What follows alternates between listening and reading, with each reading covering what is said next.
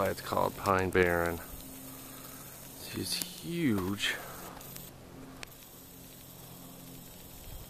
Back in the log cutting days, these huge trees all over. If you can see them all through the woods.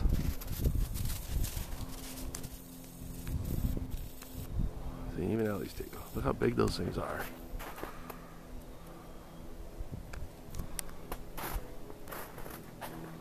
This is kind of a open spot, but they're just all over.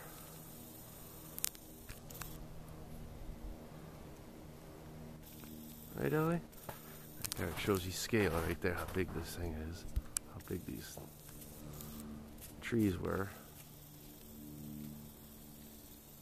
Ellie! She probably found a squirrel in there or something.